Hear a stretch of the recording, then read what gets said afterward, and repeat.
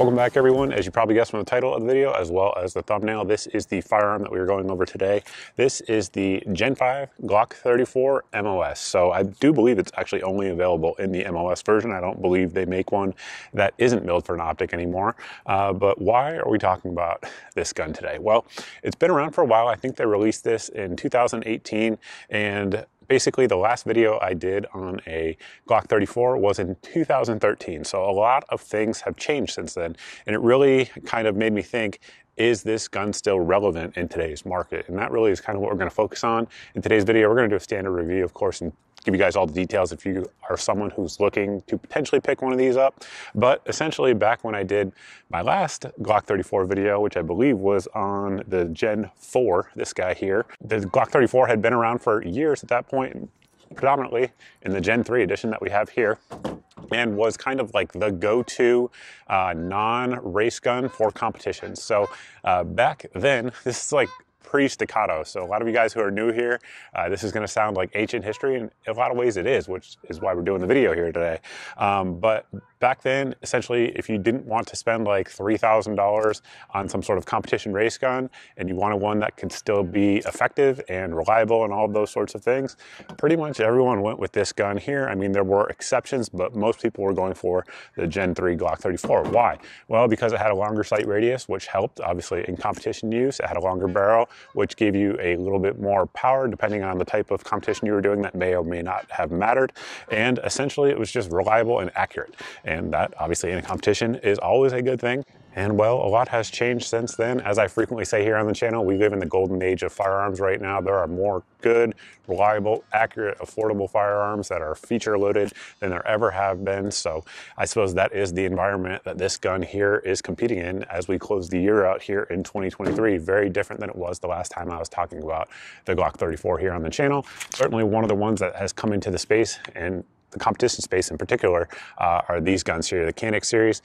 There have been a number of different models that have come out. They've continually improved. This one here is just a good example. It's the Mete SFT Pro. Threaded barrel, good sights, optics ready, as you can imagine. Excellent trigger, certainly better than a Glock trigger by anyone's standard, and has a mag well, all of those sorts of things. It's going to come in rather at a lower price point. I don't want to do a Glock versus Canik video, but we did use this one to shoot the target that is sponsoring today's video, and that is the folks over at Infinity Target. They make a target that is rubber. Actually, right now they're on their Gen 2 target. It's even lighter than the earlier ones, and you can shoot it a number of times, and you don't have to worry about spall coming back at you like you would if you're shooting steel up close and personal. It's very affordable as well. Of course, there will be a link down below in the video descriptions, but essentially just shoot into it, and then you get visible confirmation of your hits as the color changes. Then you can spray paint right back over it with white spray paint, and keep on going. The amount of times you can actually hit one little area, I will roll in here on your screen, but it is pretty insane. It won't last forever, but it will last a long time, certainly a lot longer than paper or cardboard. So with that, again, thank you to them for sponsoring the video. Now let's get up close and personal on this gun. Before we get into the details of the gun, we of course do want to make sure it is unloaded. It does come with 3 standard capacity 17 round magazines. These are of course the Gen 5 magazines that have the different base plate than the earlier Gen 1s do. We're going to push up there on our slide lock and slide stop and verify of course that we are unloaded, which we are. Starting here at the base, it does have a flared mag well that the earlier gens didn't have. It is a little bit wider in that regard. You can also see here on the sides it does stick out a little bit, and when you grab it, sometimes you will feel that in there. You definitely feel that lip that's right there on the front. In my opinion, that is a good change to the ergonomics. Continuing on up, you'll do note that we do have interchangeable back straps, so you can put whichever one on there that you do choose to do so. This one here is the one with the beaver tail, just because I have larger than average hands, and that one kind of just feels the best to me. It has a little bit of space here that I can fill in with my support hand when shooting. Texture on it, very similar to the Gen 4. If you guys have ever shot a Gen 4 Glock, it's basically the same, just without the finger grooves here. One thing that's also changed is going to be the pin design. So this is a 2-pin, so we have a pin there and a pin there, versus the 3-pin that the earlier generation ones would have come with. Additionally, we do have that enlarged magazine release button. It is not ambidextrous, but it is swappable, and of course the magazines themselves are cut on both sides, so that way it can be used from either side of the pistol. Continuing on forward, We do have our trigger guard. Some of the more modern guns, if you will, modern designs, trigger guard's going to be a little bit larger to accommodate gloved hands. That said, lots of law enforcement in cold areas have been using Glocks for years, so most of the gloves out there will work, but it's not as large of a trigger guard as some would be. We do have an undercut on there, but no double undercut, so a lot of folks who get quote-unquote Glock knuckle will still do so on this particular firearm. They did not improve it from that perspective. Looking up here at our slide lock, they did change it in a good way in two different ways. So if you actually look at any of my other Gen 4 or Gen 3 Glock 34s, I actually swap out the one that comes factory, the enlarged one here, and that was because when shooting those, I would always bump it, and essentially they moved it back just a touch, and that little bit, I don't even know if it's a millimeter, has changed it so that I don't bump it anymore, and I don't have to replace it with a flat one. But this one is also ambidextrous, so your slide lock and slide release are ambidextrous and actually works on both sides. There's a lot of guns out there that have that feature, but you can't actually use it. When you go to use it, ask the left-handed people in your life. They will confirm this to you, but it is usable on both sides. Continuing out forward, we do have a light rail on there, so adding any type of light or laser of your choosing will work out just fine for you. And then additionally, we should note there, this is what we call a pig nose, basically where the Glock frame is going up into the slide. That bothers a lot of people aesthetically. It doesn't bother me at all. A lot of you are like, what are you talking about? But trust me, if you go into a Glock forum, you will see people talking about it. It's just something they always bring up. And again, they still have it here on the Gen 5. Speaking of Gen 5, one of the things they changed was the trigger geometry. It is different. So basically we have our trigger safety here that Glock has had forever. And essentially once you push that middle piece down, you can pull the trigger and you're gonna have your take up and then basically hit your wall.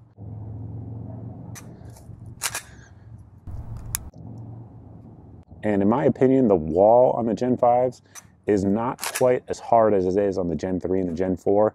It's a little bit lighter, particularly with the minus connector that this one has in there, but it's not quite as defined. Like that probably is it.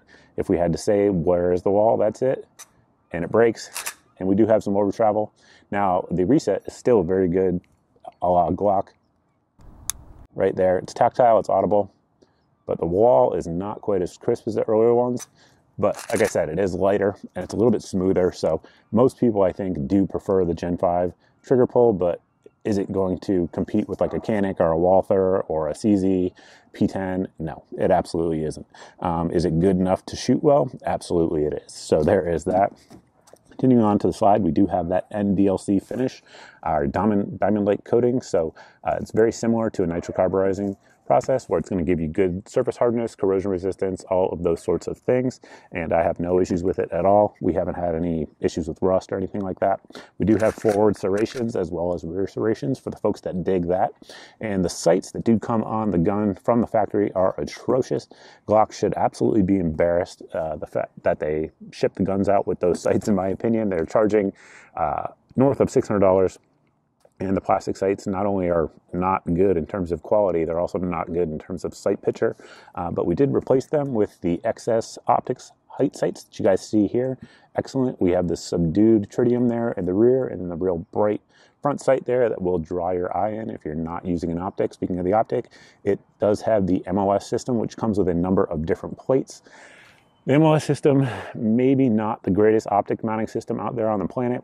That said, I've never personally had one fail on me. I've seen them fail.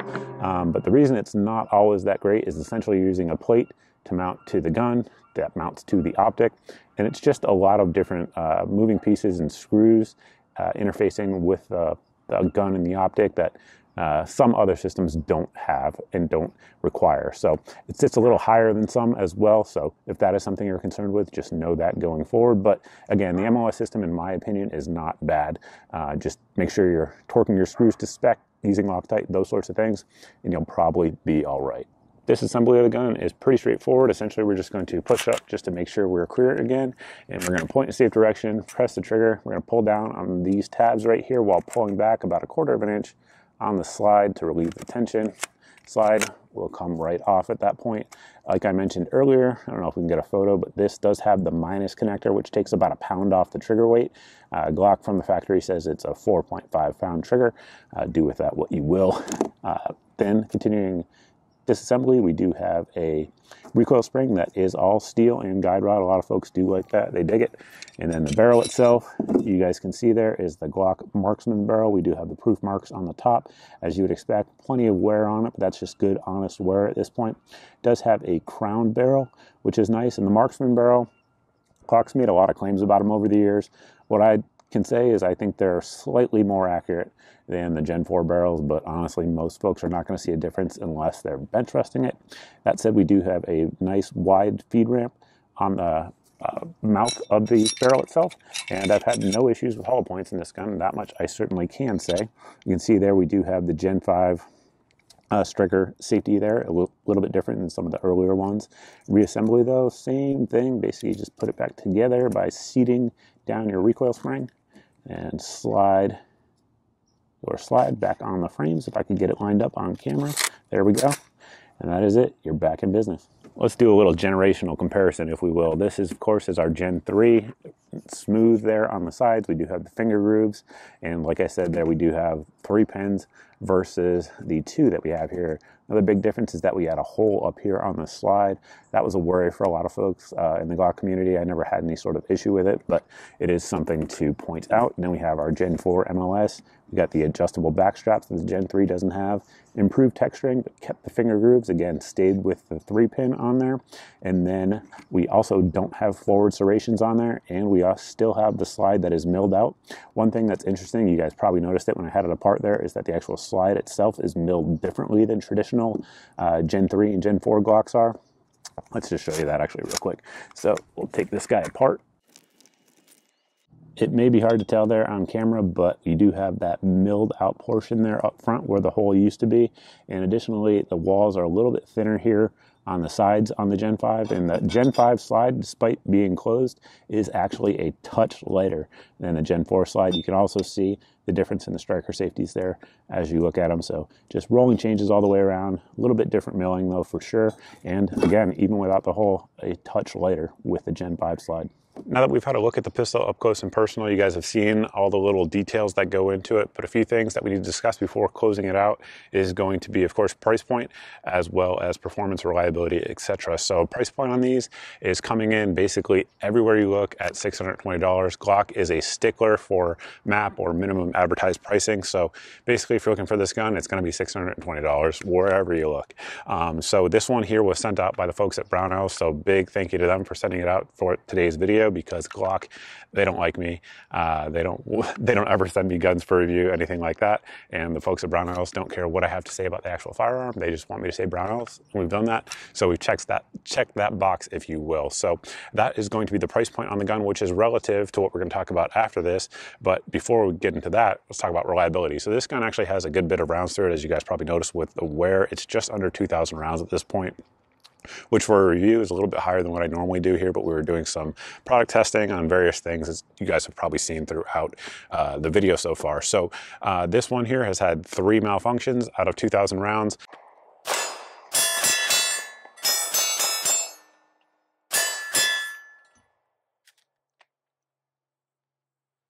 Like I said, we had no issues with hollow points. We ran a bunch of Fiocchi 147 grain hollow points through it, but 3 Minuteman munitions rounds, 115 grainers, it did choke on.